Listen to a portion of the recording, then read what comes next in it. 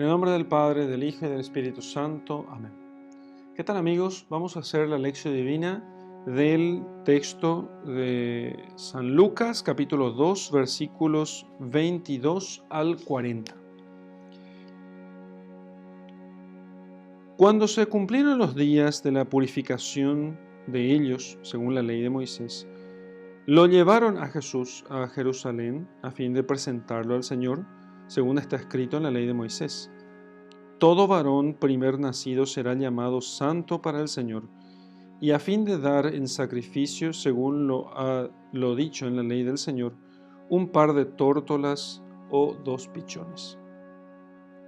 Y he aquí que había en Jerusalén un hombre llamado Simeón, hombre justo y piadoso, que esperaba la consolación de Israel, y el Espíritu Santo era sobre él. Y le había sido revelado por el Espíritu Santo que no vería la muerte antes de haber visto al ungido del Señor. Y movido por el Espíritu, vino al templo.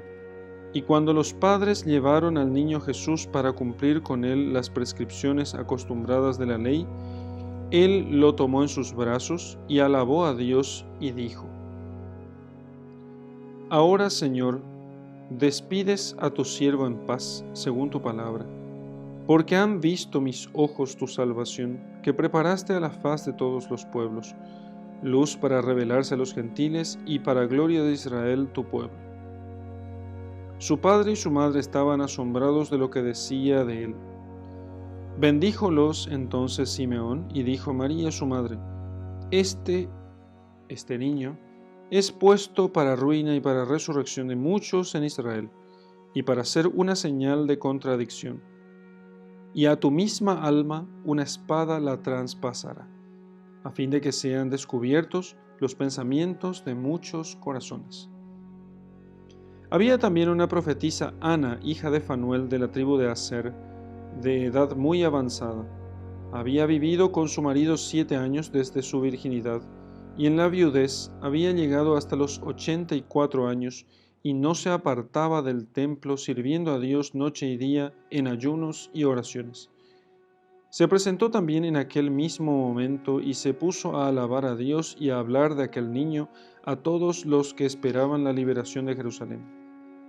Y cuando hubieron cumplido todo lo que era exigido por la ley del Señor, volvieron a su ciudad de Nazaret en Galilea. El niño crecía y se robustecía, lleno de sabiduría, y la gracia de Dios era sobre él.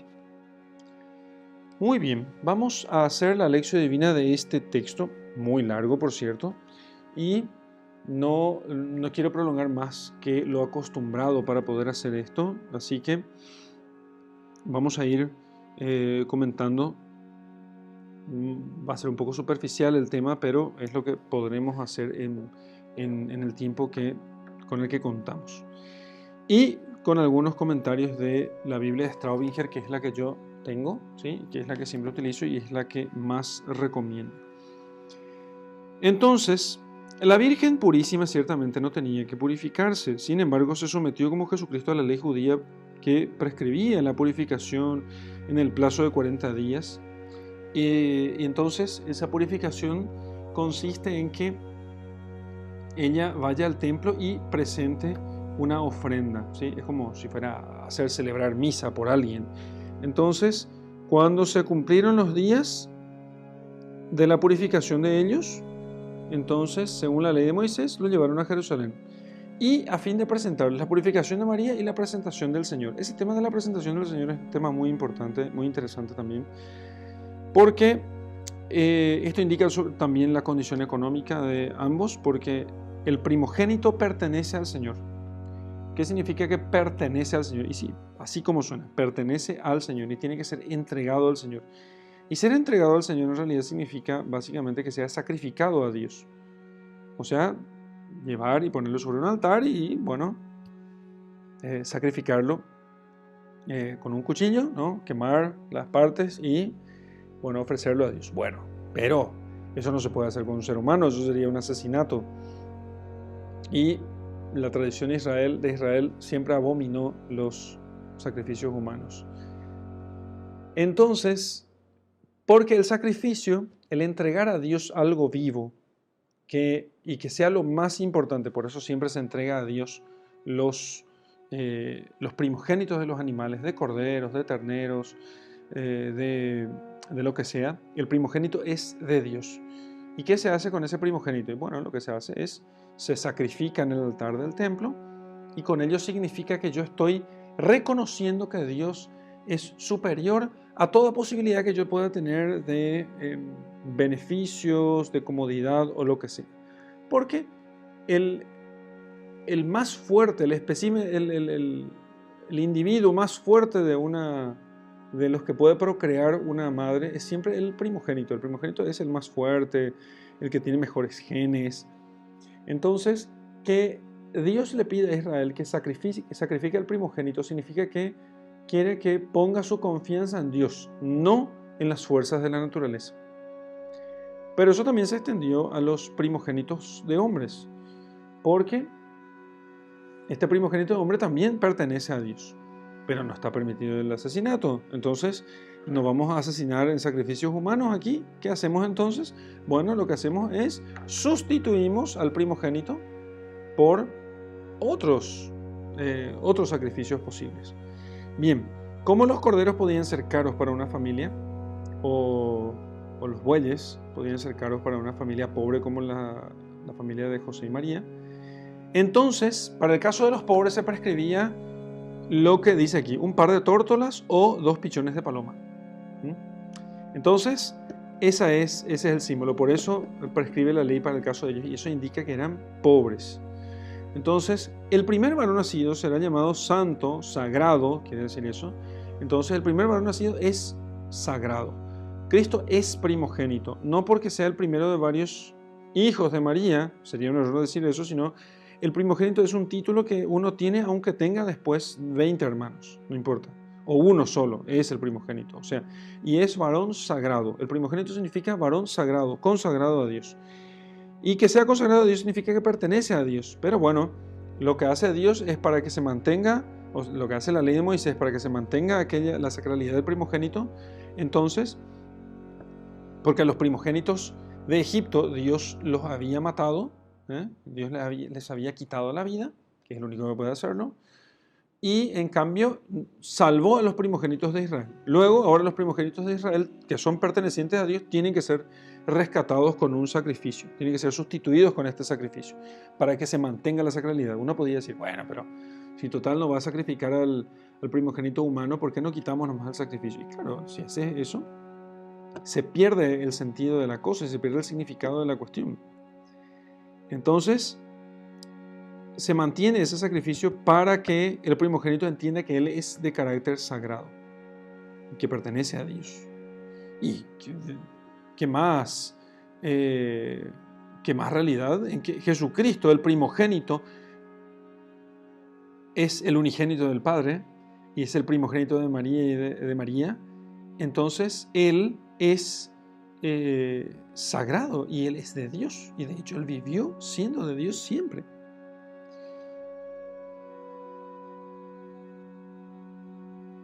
Entonces, la ofrenda era la de los pobres. Eso podemos encontrar en Éxodo 13, 2 y en Levítico 12, 2 al 8. Bien, entonces, después de aquí, tenemos las profecías de Simeón y la profetisa Ana. Tenemos 2 textos. Se dan cuenta que aquí tenemos primero una parte. La primera parte es el anuncio de que ellos van a Jerusalén a ofrecer los sacrificios. La segunda parte es las profecías de Simeón. La tercera parte es Ana la profetisa. Tenemos a Simeón y a Ana. Vamos a ver qué puede significar esto. Y luego tenemos el retorno a su casa, a Nazaret en Galilea, y el crecimiento del niño en estatura y en gracia delante de Dios y de los hombres. Aunque no dice aquí el texto de eso, pero va creciendo, robusteciéndose, lleno de sabiduría, y la gracia de Dios estaba sobre él. Tenemos entonces 4 partes. Vamos ahora a la segunda. La profecía de Simeón. He aquí que había en Jerusalén un hombre llamado Simeón, hombre justo y piadoso que esperaba la consolación de Israel. O sea, un hombre que esperaba que se cumpliera ya las promesas del Señor, porque estaban en la semana 70 de las 70 semanas de años de la profecía de Daniel, y muchos ya sabían que estaban en la semana, en la 70ª, en la última semana de años. Entonces, en ese tiempo, en esos 7 años de la última semana de años, o sea, estaban completando los 490 años desde la profecía de Daniel. Entonces, él estaba esperando la consolación de Israel. Él esperaba que se cumpliera ya la profecía y que sea enviado el Mesías. Entonces, era un hombre justo que cumplía la voluntad de Dios, era un hombre piadoso que hacía oración, cumplía los mandamientos, y era un hombre que hacía mucha oración y mucha mortificación, mucha penitencia. Esperaba la consolación de Israel y el Espíritu Santo estaba sobre él, obviamente. O sea, tenía todo lo que podía hacer que Dios se moviera a darle realmente su Espíritu Santo. Y entonces le había sido revelado por el Espíritu Santo que no vería la muerte antes de haber visto al ungido del Señor. ¿Sí? Así que entonces, movido por el Espíritu Santo, vino al templo, porque por lo visto no estaba en el templo, pero movido por el Espíritu Santo se fue llegando Simeón. Y entonces, cuando entran al templo, digamos, juntos, entra Simeón, movido por el Espíritu Santo, pero le obedece, porque los hombres santos son así. El hombre santo, su característica principal es que él quitó todas con la ascética, y luego Dios entonces le concedió un crecimiento místico. Él quitó todas las obstrucciones para que el Espíritu Santo pueda obrar en él. Nosotros recibimos el Espíritu Santo con el bautismo. Solo que tenemos que quitar los obstáculos a través de la penitencia, a través de la mortificación. ¿Y quitar obstáculos para qué? Y para que el Espíritu Santo nos guíe libremente. Dios, a ese chiquillo de 15 años que recibe la confirmación, el Espíritu Santo le está moviendo. Lo que pasa es que porque se ha ejercitado poco en la ascética, el Espíritu Santo no le mueve. O sea, le inspira, le dice, vamos por aquí, y él no escucha la inspiración. O si escucha, no tiene la fuerza de voluntad suficiente para poder resistir, para poder determinarse a obedecer al Espíritu Santo. O por vergüenza, o por miedo. En cambio, el Santo, él ha quitado todos los obstáculos, no tiene miedo, no tiene vergüenza, ¿sí? No tiene soberbia. Entonces, si el Espíritu Santo le dice, ándate al templo, él entiende que Dios le está diciendo. Sin chistar, se va al templo. Entonces vino al templo, y cuando los padres llevaron al niño Jesús para cumplir con él las prescripciones acostumbradas de la ley, él tomó al niño en sus brazos, entendiendo por una revelación interna que aquel era el Mesías, alabó a Dios y dijo, diciendo probablemente algún salmo o diciendo bendito sea Dios, y empezó a decir una oración que los religiosos y sacerdotes solemos rezar de noche antes de dormir. Ahora, Señor, según tu promesa, despide a tu siervo en paz, porque han visto mis ojos tu salvación, que preparaste a la faz de todos los pueblos, o delante de todos los pueblos. Luz para revelarse a los gentiles, y para gloria de Israel tu pueblo. Fíjense cómo él entiende que el Mesías no es un liberador político, sino que es una luz que se revela ante los gentiles para la salvación de todos los pueblos.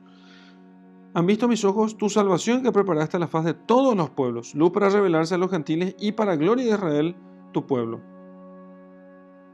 Él entiende las profecías, y porque es movido por el Espíritu Santo, él entiende ya desde el principio que aquel era un Mesías que venía a traer un reino espiritual, no un reino de mundo, sino un reino espiritual, lo cual no me hace oponerme al reinado social de Cristo.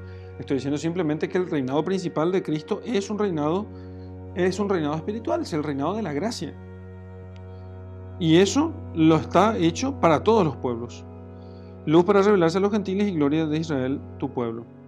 Aunque esa gloria todavía no está siendo, aunque está disponible para el pueblo de Israel, sin embargo, el pueblo de Israel aún no quiere aceptar. Entonces su padre y su madre estaban asombrados de lo que decía de él. No está diciendo que la Virgen María y San José no supieran quién es él. La Virgen María lo sabía, San José lo sabía, aunque era en secreto, pero el hecho justamente de que fuera un secreto aquello, y que aparezca un hombre de la nada y comienza a decir las cosas que está diciendo, y con respecto a Israel, aquello realmente podría ser asombroso, asombroso para ellos. Entonces Simeón les bendijo y dijo a María, les bendijo, les deseó el bien, ¿sí? Que el Señor les bendiga, que les guarde de todo mal, que les haga brillar su rostro sobre ustedes.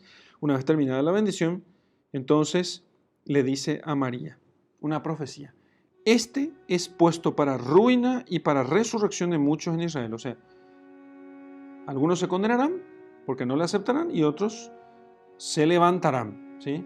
¿Y quiénes son los que se levantarán? Los apóstoles, por ejemplo, ¿no? Los apóstoles fueron levantados por el Señor porque han sido hechos, han pasado de ser insignificantes pescadores y obreros a ser heraldos del Evangelio de la salvación prometida por Dios a su pueblo. Puesto para ruina y para resurrección de muchos en Israel y para ser una señal de contradicción. ¿Qué es una señal de contradicción? Entonces, Straubinger dice que es el gran misterio de todo el Evangelio, ¿sí? Entonces, ¿qué es la señal de contradicción? Podríamos decir nosotros que esa señal de contradicción es, podríamos decir que es como, digamos así, una síntesis, lo que se dijo antes. Será ruina de algunos y resurrección de otros. Jesucristo vino para salvar a todos, pero es un hecho, no solamente está anunciado, sino que vemos nosotros como un hecho que hay mucha gente que no acepta a Jesucristo. Entonces, aquel que no acepta a Jesucristo por soberbia, entonces para él el Señor ha venido para su ruina, porque no aceptó. Entonces, por eso es un signo de contradicción, porque fíjense ustedes qué gran contradicción es el Cristo crucificado entre dos ladrones, el que era la santidad misma crucificada entre bandidos. Y incluso entre los dos ladrones que estaban al lado de Jesucristo, uno que le pide perdón y el otro que blasfema. Entonces, realmente es un signo de contradicción. Esta parece como que, y Jesucristo no vino a traer la paz y a traer concordia y a traer el amor. Ese es el Jesucristo hippie. No he venido a traer la paz, sino que he venido a traer la guerra, ¿sí? Y de ahora en más, el padre estará contra el hijo y el hijo contra el padre, la madre contra la hija contra la madre. Entonces, ¿por qué? Porque Jesucristo dividirá a los hombres. Aunque ya hemos tenido tiempos de cristiandad, aún así, a veces estaban divididos los hombres. Pensemos, por ejemplo, cómo le costó al padre de San Francisco de Asís que dejar que su hijo sea religioso. Le costó, ¿sí? Entonces, es un signo de contradicción. Entonces, o pensemos, por ejemplo, en la iglesia, en los santos, dentro de la iglesia, los santos, como los santos son signo de contradicción para la misma autoridad eclesiástica, porque a veces las autoridades de la iglesia persiguen a los santos. No es ninguna novedad. San Pío de Pietrelcina fue injustamente castigado durante muchísimos años, y resulta que era un santo de grandísima envergadura, igual que él no ha habido en siglos. Entonces, y sin embargo fue perseguido no por la gente del mundo, sino por la iglesia. Cristo siempre es un signo de contradicción, porque enfurece al impío y enamora al justo. El justo va tras él, lo sigue donde quiera que vaya. El impío lo detesta.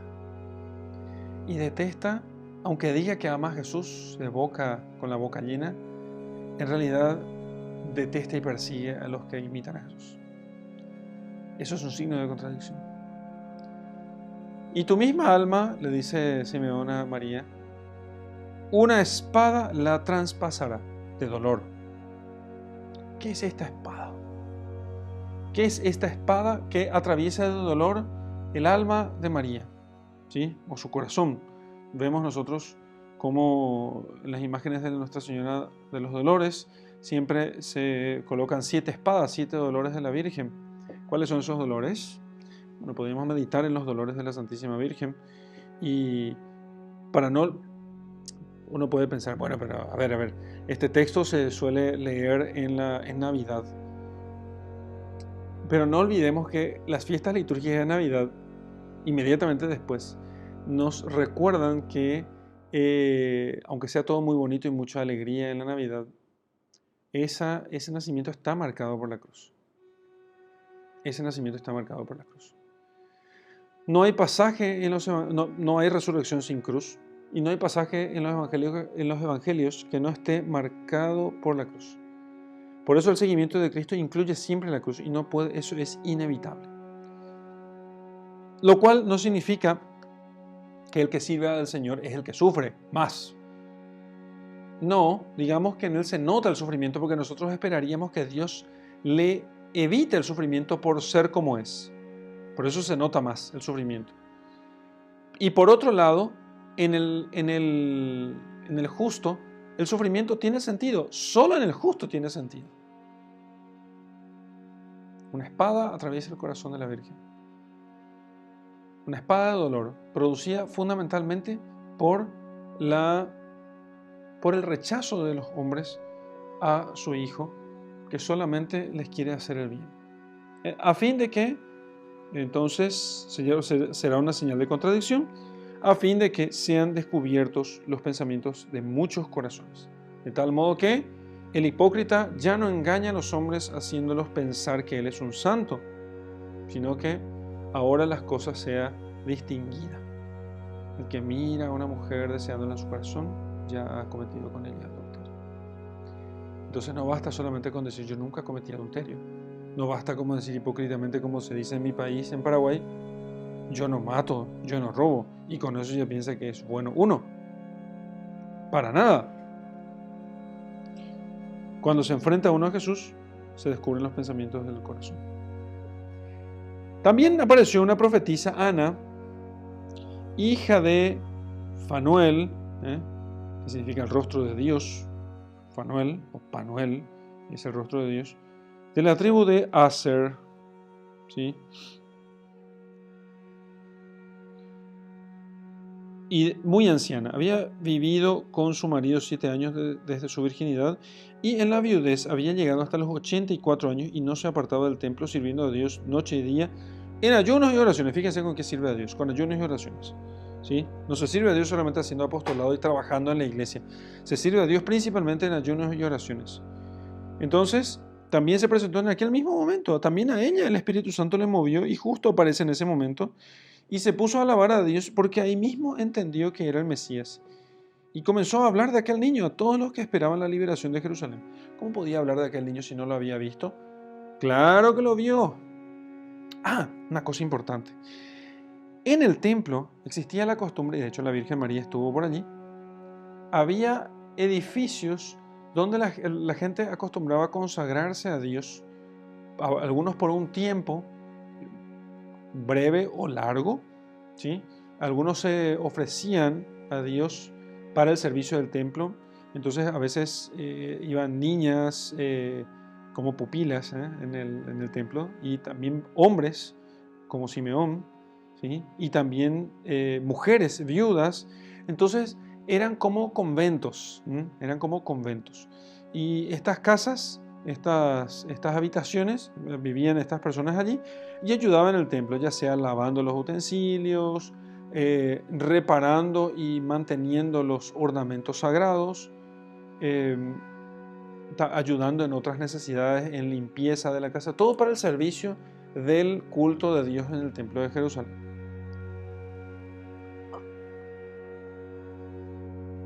No olvidemos que en el templo de Jerusalén se ofrecían decenas y decenas de sacrificios todos los días.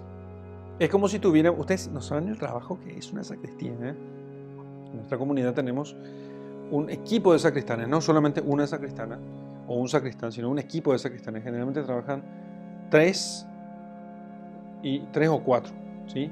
porque todo tiene que estar brillante y se celebra en la iglesia de nuestra comunidad, se celebra 2 veces al día misa. Eso lleva un trabajo enorme, porque hay que, los ornamentos se estropean, se deshilan, se quedan ajados, hay que cambiar telas, tejidos, cosas así. Entonces, lleva mucho trabajo. Bueno, entonces para eso, mucha gente se ofrecía para una consagración a veces temporal, para servir a Dios en el culto al templo, porque entendían que eso es lo que Dios quería. De hecho, eso es lo que Dios quiere, ¿no? Así como hoy Dios quiere el culto eucarístico, y entonces hay gente que se consagra a Dios para poder servirlo en el culto eucarístico. Entonces, ella servía a Dios día y noche en ayunos y oraciones, y además se dedicaban a la oración. Entonces se presentó en aquel momento, estaba pasando por allí, movida también por el Espíritu Santo, y comenzó a hablar de aquel niño. ¿Cómo ella sabía de aquel niño? Simple, porque ella escuchaba y meditaba las Escrituras todos los días, igual que Simeón, igual que la Santísima Virgen. Por eso la Santísima Virgen se turbó cuando escuchó el saludo del ángel. Simple, porque ese saludo era un saludo nuevo. Nunca en la Escritura se le había dicho a nadie llena de gracia. Ellos conocían las Escrituras. Conocían, por eso podían hablar de aquel niño, antes mismo de que cualquiera les pudiese decir cualquier cosa. Sintieron que el Espíritu Santo les movió, pero el Espíritu Santo lo que hizo fue recordarles todo lo que ellos ya sabían de las Escrituras. Y cuando hubieron cumplido todo lo que era exigido por la ley del Señor, volvieron a su ciudad de Nazaret, en Galilea. El niño crecía y se robustecía lleno de sabiduría, y la gracia de Dios era sobre él. O sea, obediente a sus padres, Cristo iba creciendo hasta la edad de 12 años, que es cuando tenemos el siguiente episodio, que es Jesús entre los doctores en el templo, cuando ellos vienen en una de las peregrinaciones anuales que solían realizar. Entonces, hasta aquí nuestra lección. Vamos a meditar este texto. Una cosa que salta aquí inmediatamente es la correspondencia entre, digamos así, 4 esferas de la vida de la consagración a Dios. Lo primero es que Cristo, el Hijo de María, es santo, es consagrado a Dios. No santo porque es santo y puro, sino porque por la ley Él es santo y consagrado, es propiedad de Dios. Por eso Él tiene que ser rescatado, ¿sí? Intercambiado con las tortolas o pichones que serán ofrecidos en su lugar. Pero Él es consagrado a Dios. ¿Quiénes son los que le entienden? Los que le entienden son Simeón, un tipo que también está consagrado a Dios, hombre justo y piadoso, que esperaba la consolación de Israel. Quizá estaba viviendo en el templo. En cualquier caso, el hecho que diga la Escritura que es un hombre justo y piadoso habla mucho de Simeón. La profetisa Ana, que era una mujer consagrada a Dios, tenía el don de profecía, y después de enviudar, ella quedó completamente consagrada a Dios, se consagraba a Dios y no se apartaba del templo. Fíjense cómo estos 2 personajes son los que entienden a Jesucristo, ¿sí? Son los que entienden a Jesucristo. Personas que están consagradas, digamos, como solemos decir, de cuerpo y alma a Jesús. A Dios. De cuerpo y alma a Dios. Es que solamente un consagrado puede entender a otro consagrado, podríamos decir.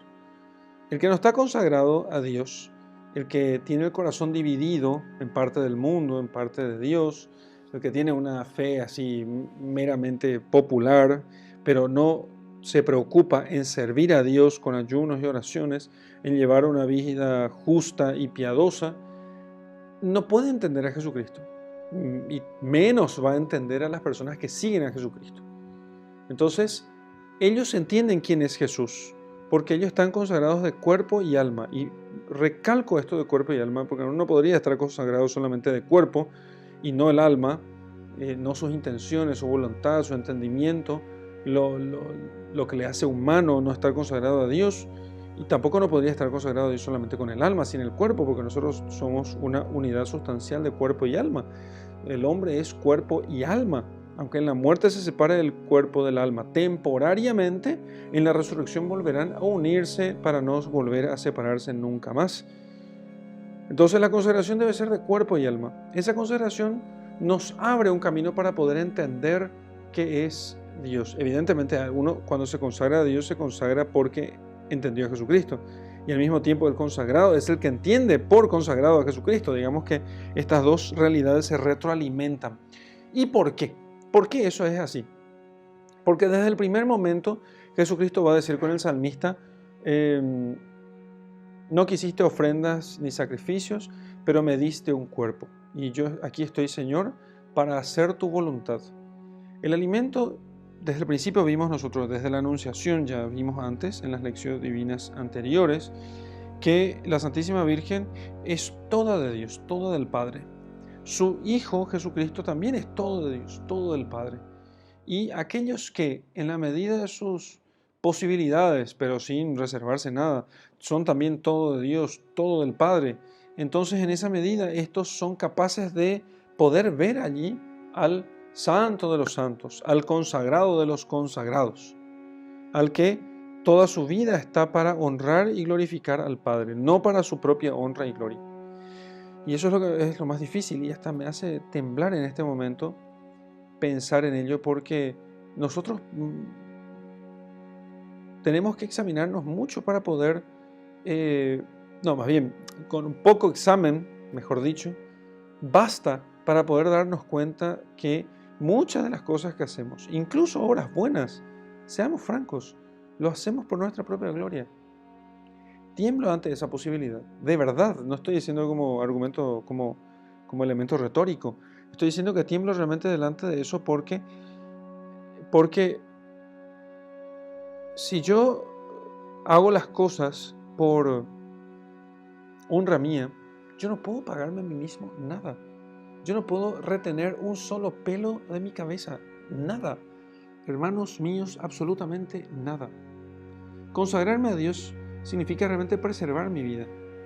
Es hacer que mi vida tenga sentido, porque Dios sí me puede pagar, Dios sí me puede retribuir. En cambio, ni el mundo, ni el demonio, ni la carne, ni yo mismo, podría yo retribuirme a mí mismo. No puedo.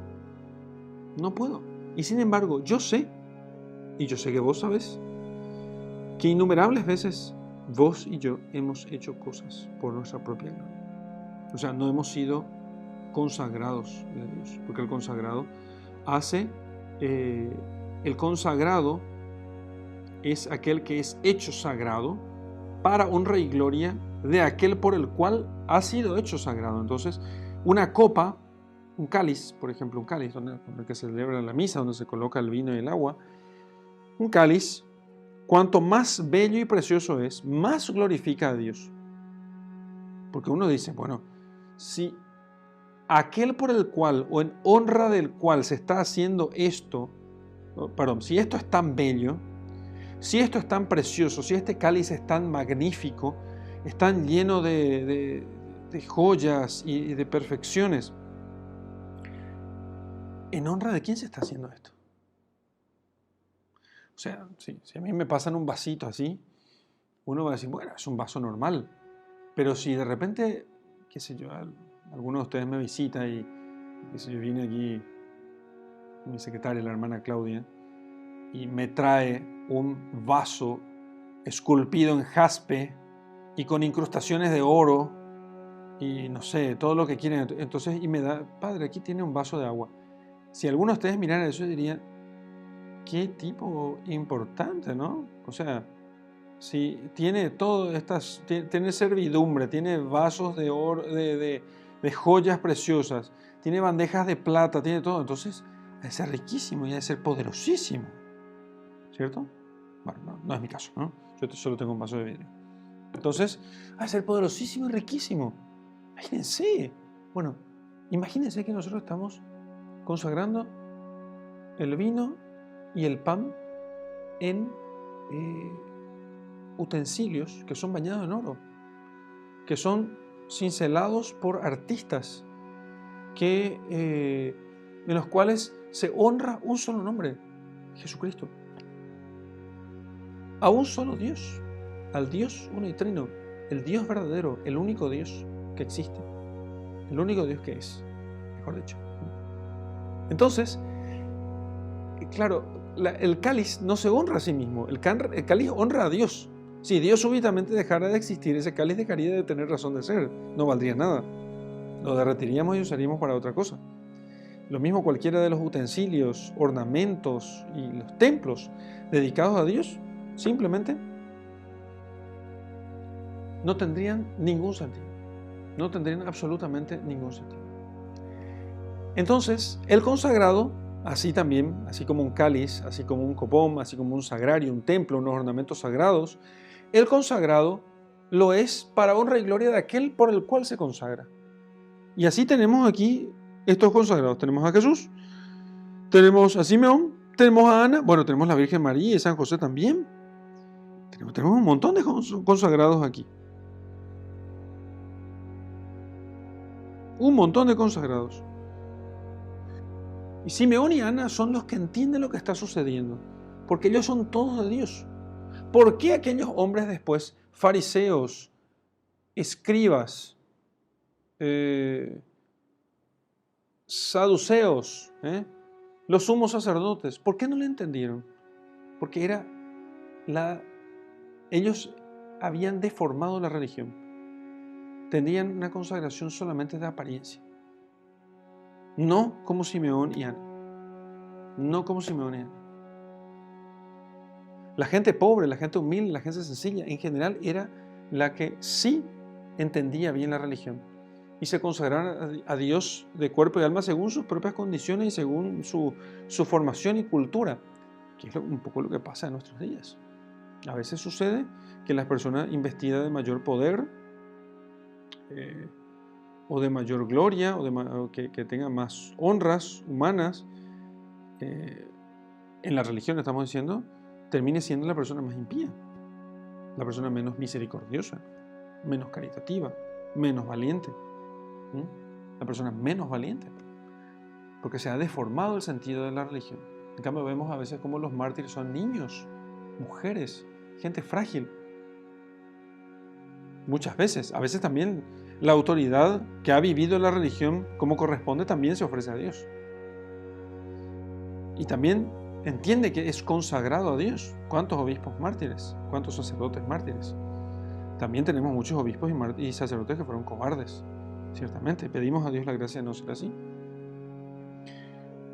Un consagrado que vive para el Padre. Y si vive para el Padre le ofrece, le da el Espíritu Santo para que él pueda entender a Jesucristo. Nosotros hoy también necesitamos entender a Jesucristo. No piensen que no.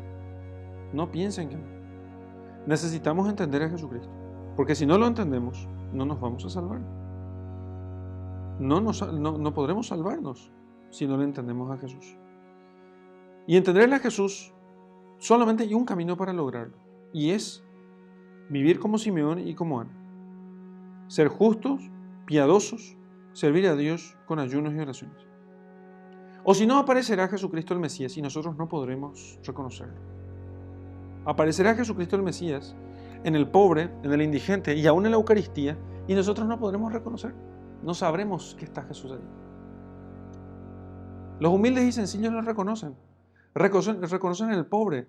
Bueno, yo conozco a un hombre que es muy piadoso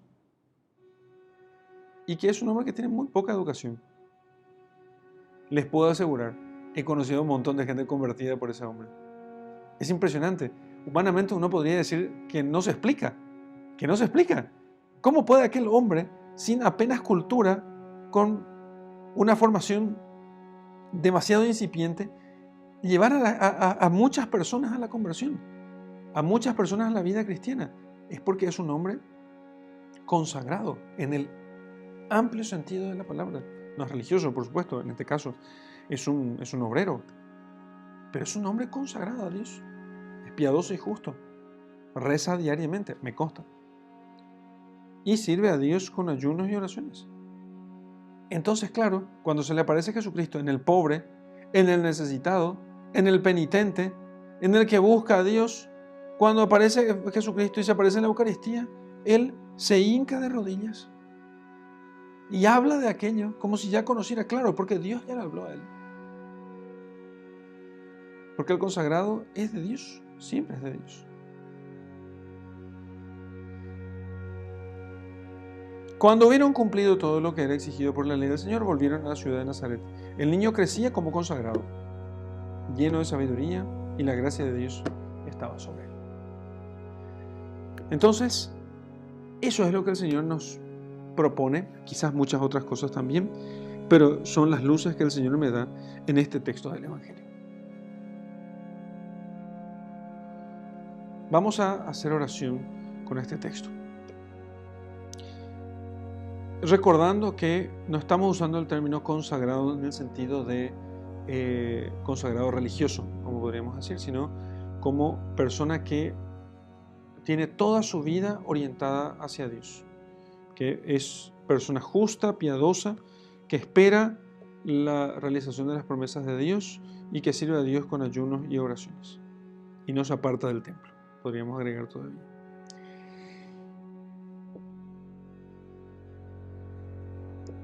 Señor, mi corazón muchas veces sigue orientado hacia las cosas de este mundo. Por eso soy no como un puro cáliz, sino como un cáliz profanado, profanado por mis pecados, por mis inmundicias, profanado por mi amor propio, mi amor a las criaturas. Y por eso te pido, Señor, que me purifiques con tu gracia, con el dolor, con la aprobación, con la penitencia. Purifícame, Señor, de tal modo que yo pueda servirte como un limpio vaso consagrado de tu altar. Si no, ¿cómo podría servirte, Señor? No podría hacerlo.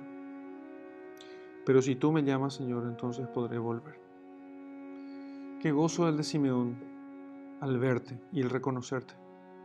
Eras exactamente como él te había visto en sus oraciones, como él había pensado que eras cuando escuchaba las escrituras que se leían en el templo.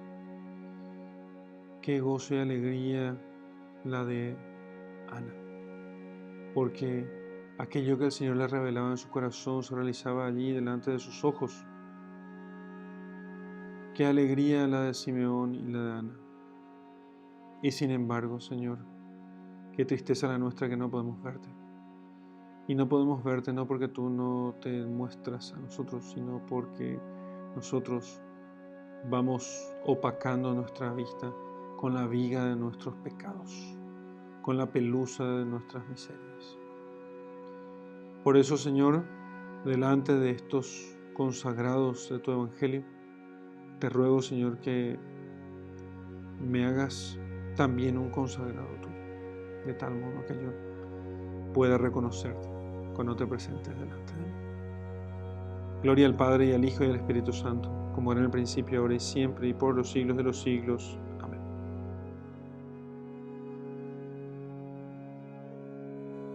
Vamos a hacer la contemplación de este texto bellísimo que acabamos de leer, y podemos, como sugerencia, propongo que la contemplación consista en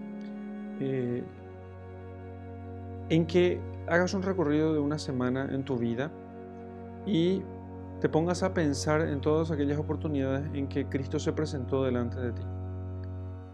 ¿Y cuáles pueden ser? Bueno, puede ser un pobre, una persona que te pidió ayuda, la Eucaristía, un crucifijo, esas imágenes religiosas delante de las cuales sueles pasar en tu casa y en las cuales les haces muy poco caso, un sacerdote, un religioso, un templo, un texto espiritual que hayas leído o hayas escuchado. Muy bien. A medida que vayas recorriendo estos momentos, y los pobres también, por supuesto, los necesitados, quiero que procures traer a tu memoria, ¿sí?, todos los eventos de la última semana, o de los 15 días si quieres, con el máximo de detalle posible. Y quiero que al mirar allí me digas, ¿qué te falta para ver a Jesús en eso. ¿Qué te falta? ¿Qué te falta? ¿Qué tenés que hacer? ¿No viste a Jesús en el pobre? Da limosna. ¿No viste a Jesús en la Eucaristía? Vas a visitarlo más entonces. ¿No viste a Jesús que te llamaba a dejar aquel pecado? Ayunar. ¿No viste a Jesús en el crucifijo, en la imagen religiosa que está en tu casa? Bueno, vas a ser más piadoso entonces. Parar, hacer una señal, un gesto, una reverencia. Mirarle por un momento y decirle: Jesús, yo te amo. Santísima Virgen, yo te amo. Entonces, todas esas cosas van a ir haciendo que vivas cada vez más consagrado a Dios, más consagrada a Dios. Y entonces, cuando aparezca Jesús, le reconozcas y vas a decir con Simeón cuando lo veas: mis ojos han visto tu salvación. Mis ojos han visto tu salvación, que preparaste delante de todos los pueblos, luz para revelarse a los gentiles y gloria de tu pueblo Israel. Y te dejo con mi bendición. En el nombre del Padre, del Hijo y del Espíritu Santo. Amén.